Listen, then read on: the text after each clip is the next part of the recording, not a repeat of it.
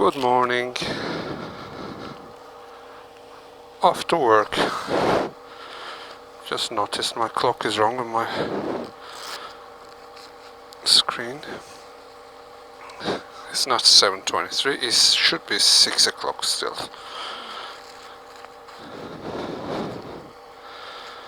Otherwise, I would have to be at work in 6 minutes. Looking at the weather, you would think that it's going to be a nice day, but slightly cold. I think this is about the third time I ride this bike, as in going somewhere, not just outside the house, up and down. And the second time, which was a few days ago, I actually came off it. Yeah, I would give it to inexperience. I mean, I always knew I never claimed to be a good rider, because like I said, between my tests while I was doing direct access, I didn't have 125, so I didn't have time to sort of practice all the time, and that obviously affected when it comes to experience. You don't get to ride as much. I came home, it was a nice-ish day. Said to Mrs. do you mind, if I go for a ride an hour? She said no. Anyway, on the Cantaloupe, as I was going around the bend, it was a right turn bend, and as I turned, I got too close to sort of this side, to the left a bit, and I was aware that I would almost hit the curb, and I didn't want to do a quick maneuver to avoid it, just in case my tires skidded, because they're brand new tires, and everybody says when they're brand new tires it's more likely to slip. So I couldn't trust it. I just went through and got on the grass verge, and it was muddy, the bike just sank and I just fell on my side.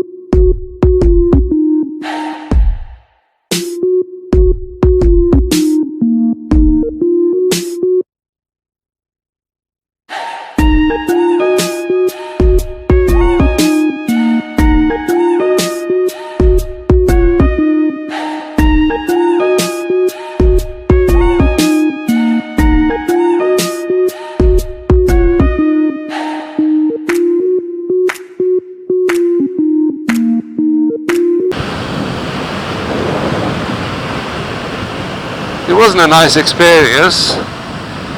I think it was mostly my pride that was hurt, more than anything. And then obviously I was thinking about the bike. Luckily, I'm assuming because it was grass and mud, there was not a scratch on the bike, thank God. But yeah, it was almost like a walk of shame going home. So why am I riding? Why am I riding a bike? I'm 40 and at my age, why did I decide to take riding? It wasn't like a childhood dream. But it's mainly for commuting. From where I live, I have to travel to Blackpool, which is half an hour, 40 minutes away. And I got a big car. The petrol was costing too much. That was the main reason why I decided to take up riding. Save on fuel. Girlfriend wasn't happy. Simply because obviously people think bikes are dangerous.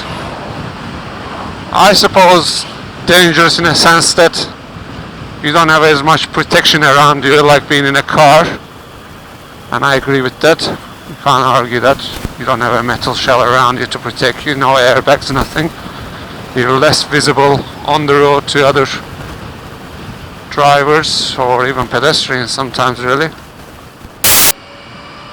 I always seen this Kawasaki and I always like that. I think the black and green is quite a nice combination. I always like black and orange, like Bumblebee. Oh, I don't want to go to work. 7:30 in the morning till 9 o'clock at night. It's a long shift. And I work with elderly people in the hospital. Lots of them has dementia. So mentally it can be quite exhausting sometimes. Obviously you have the pleasure of, you know, the satisfaction knowing that you're helping these people. Some of them don't even have any families. So there's the moral aspect of it. That's quite self-satisfactory, I suppose. One thing that's good about going to work on a Saturday or Sunday is the traffic. Touch wood, if it doesn't change. Look at this road. Hardly any cars. And now that we're close to spring, well, proper spring I mean, it's getting brighter earlier, which is good. I used to hate going to work in the morning when it's all dark, working till 9 o'clock, coming out this night. It's just, I wouldn't say in the daylight. One of the things I like about being in England is everywhere is green. It's so nice. Looking around and it's all green. Oh dude, yesterday, part of work, I actually go to university as well, and we had an anatomy and physiology test. I was so stressed before. The week before we had a mock exam, which I failed. No surprise to myself, as I didn't do any revision at all because I was on night shifts. I got childcare issues and I got DIY to do at home of a new house we had both. So, all excuses I suppose, but I didn't have any chance to revise. And I've always been a last minute type of guy when it came to schoolwork type things. You know, I would always work on the night before the exam and things like that. So having failed the mock test, I was really stressed, because not only you have to resit the exam, I think it's embarrassing. To me it's embarrassing anyway. People ask what mark you got, and to say I've actually failed, it personally embarrasses me. Not for anybody's business obviously. So yeah, there was the stress of it. So what did I do again? After working all day, I went home, which was around 10 o'clock. Had a shower, some food, and I thought I'll turn my computer on, do a bit of revision. Not long after, eyelids getting heavier. I was nodding off, so I thought I'll go to sleep a bit. First set my alarm to 1 o'clock in the morning, woke up. It's not enough, let's set it till 3. I woke up at 3 and I was up since 3 o'clock till basically going to uni. And as on the way to uni, I'm thinking, I got nothing in my head, no knowledge at all, everything is mixed, and I end up getting 68. For which I cannot tell you how much relieved I was. Did I just say I were? I mean, I'm a foreigner, yeah, I get it, but grammar just bugs me. When people go, oh, you was, or I were.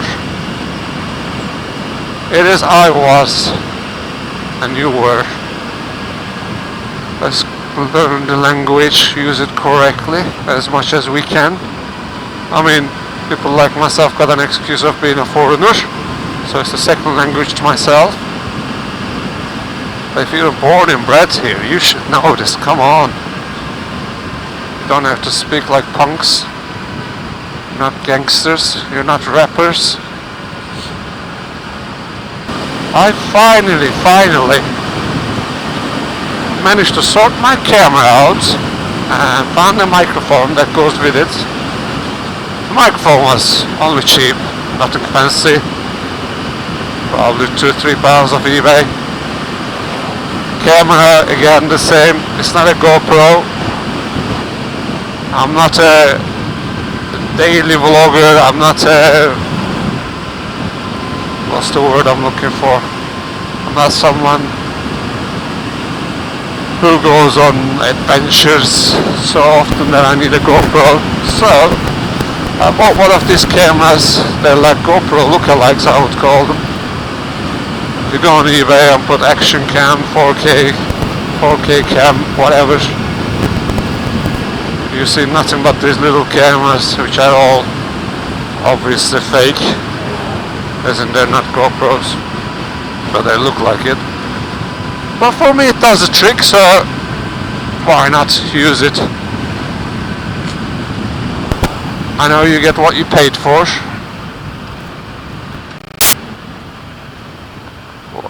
Wait, thank you.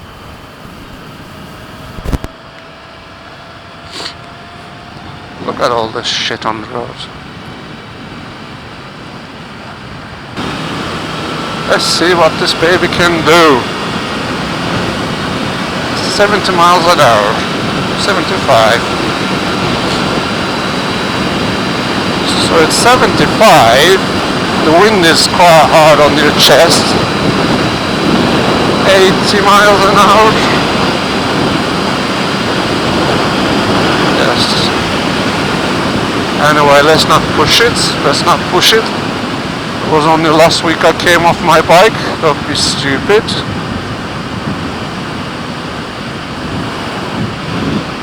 Obviously the bike can go a lot faster than that. Oh, if I haven't mentioned already, it's a Honda Cb650f 650cc bike. It's the first bike for me. There's always this debate, isn't there?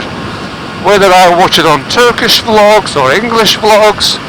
I'm sure it's the same thing in other languages, other countries as well. There's always this debate about, I've just started riding bikes, what should I buy? What should be my starter bike? And lots of people are saying, oh, go with 125. Yes, I know where they're coming from. If you get a 125cc bike that's not as powerful, it's still fast enough to ride around. It's a light bike. I did my CBT, compulsory basic training on it. I know what they're like. And I suppose, yeah, the right thing might have been, or could have been, for me to, because I don't know. I mean, if you're in England and you're a biker, you will know this. But the way I did my test, the way I took my biking driving license, there's something called direct access. Obviously, you can do in stages, etc.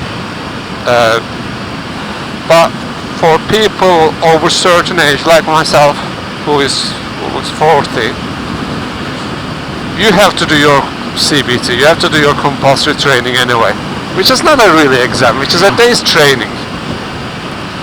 you go there in the car park, you mess about, and then go around cones, etc. And then you go on the road, and at the end of the day, if you haven't actually came off your bike and did something stupid, you know, you get your CBT license, you can just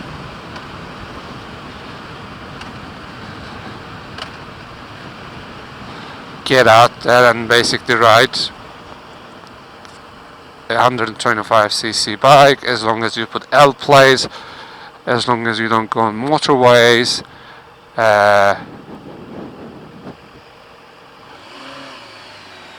Come on, dude. And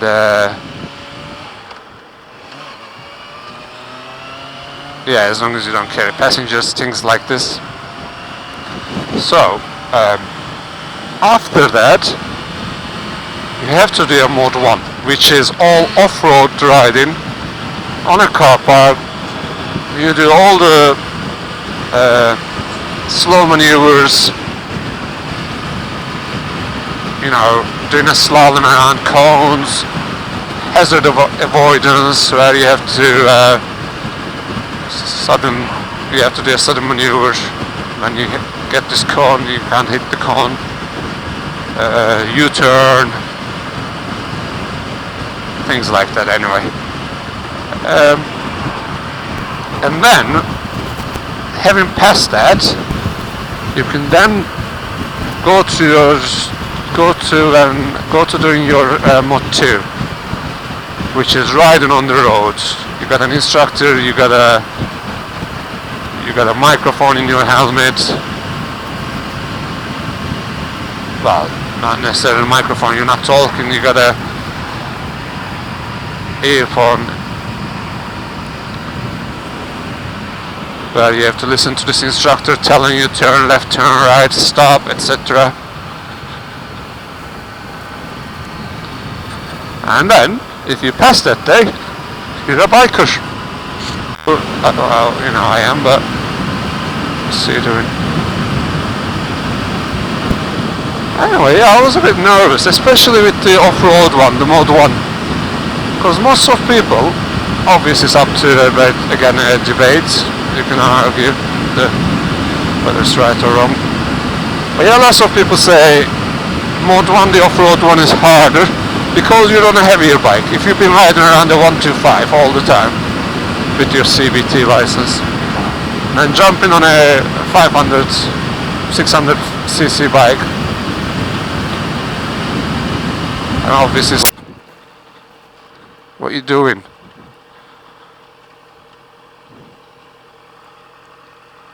Yeah, just stop there.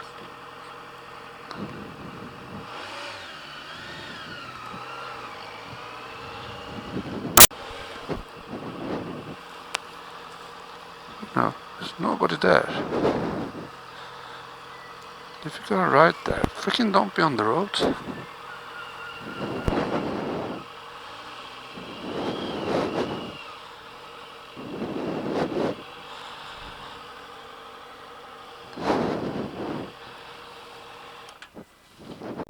That's my keyring, by the way, Stormtrooper.